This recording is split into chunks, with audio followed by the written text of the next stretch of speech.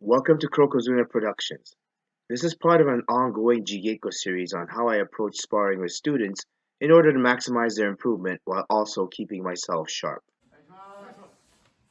So who is the dragon? When Koyokai resumed kendo practice after the COVID shutdown, Choi was one of the first to sign up. We've been blessed to have him as a part of the dojo since. Now a Shodan, Chris is firmly entrenched as a core member of our club. His attendance is top notch. He is in his late 30s, but is very reliable and always in excellent physical condition. Chris was a challenge at first, though. We were practicing at the dojo, but there were no events, such as tournaments, seminars, or gradings to attend. I was his primary kendo guidance, and I had to be very creative to sustain Chris's growth. How do I approach this Jigeiko? I tend to make things somewhat physical and dynamic with Chris. For one, he is capable of this kind of intensity, and two, he's not this way by nature. When he first started kendo, it was difficult to even get him to ki. We barely noticed that he was even there. I knew, though, that Chris held a lot of good kendo inside of him, and my job was to somehow bring that out of him. Due to his high level of physical fitness, my approach was to be relentless with him. Never let him rest. Never let him get away with a mistake or any inattention.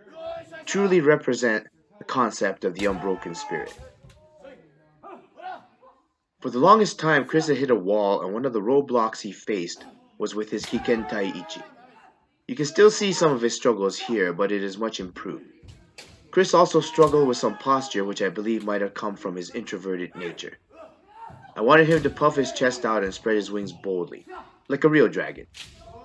One more hurdle that he faced, and has done a great job of overcoming, has been his arm extension. It takes a lot of time and patience to develop a strong kendoka, but Chris has made it easier by being there all the time, so too much time does not pass between his lessons.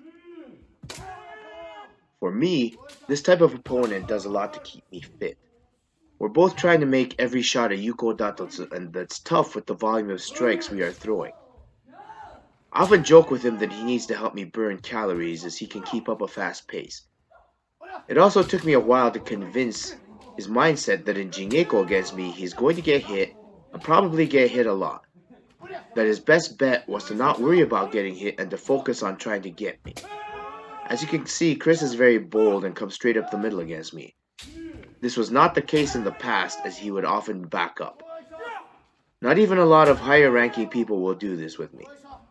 With this level of student, I try to maintain composure, display skill, and keep my breathing level. All students do have different needs. Shodan to Nidan levels have to be guided through the transition from a beginner that works mainly on basics to elevating these basics into something practical.